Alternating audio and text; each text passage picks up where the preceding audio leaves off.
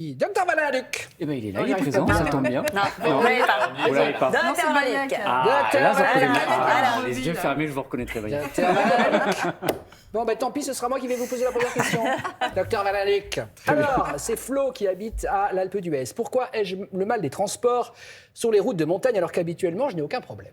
La faute de votre cerveau, c'est-à-dire que, Bon. vous savez, oui, en fait, quand on regarde, pour avoir cette notion d'équilibre, on a deux organes qui sont très importants. On a la vue, c'est-à-dire que votre œil donne une information au cerveau, et donc quand vous êtes dans votre voiture, il lui dit ça bouge un peu là quand même.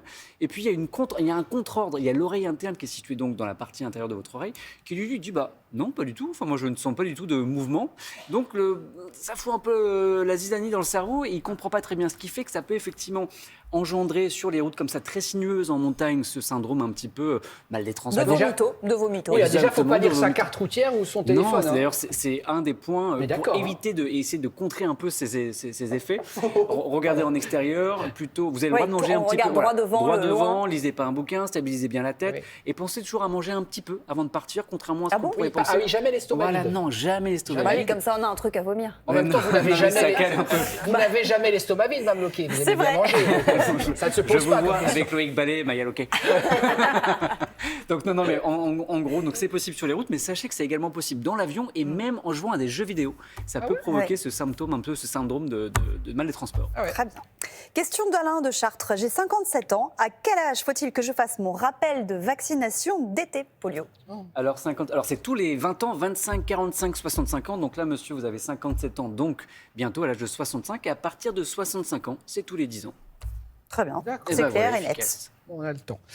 Début février, j'ai eu un accident de préservatif, mais à ce jour, je n'ai déclaré aucun symptôme. Faut-il quand même que je fasse un dépistage des infections sexuellement transmissibles? Question importante de Paula, Oui. qui habite à Limoges. Oui, c'est important de faire un dépistage, qu'il y ait eu en action ou pas d'action, on fait des dépistages régulièrement, mais surtout dans ce contexte, parce que parfois, effectivement, on peut contracter une infection sexuellement transmissible et n'avoir aucun symptôme. Je pense au chlamydia, dans Ah 60-70%. oui, c'est les maladies silencieuses, en fait. Oui, et elles sont asymptomatiques, c'est-à-dire que vous n'avez pas de symptômes, mais elles sont présentes. Et parfois, ça peut engendrer des complications plus sérieuses. Par exemple, les chlamydia peuvent remonter au niveau des trompes sur l'utérus et jouer sur la fertilité. C'est pour Oui. ça qu'il est important de faire un dépistage. Mais combien, en gros? Alors, Ça dépend, vous allez dire, ça ça dépend de votre vos activité, pratiques, ouais. mais effectivement, ça dépend de votre pratique. Mais là, dans ce contexte où il y a une rupture de préservatif, consultez, faites un dépistage. Et en fait, en fonction des maladies, chlamydia, syphilis, VIH, la temporalité pour que ça se positive, ça se modifie, enfin, elles sont un peu différentes. Donc, on peut parfois en faire un maintenant et refaire un 3 semaines plus tard ou 6 semaines plus tard.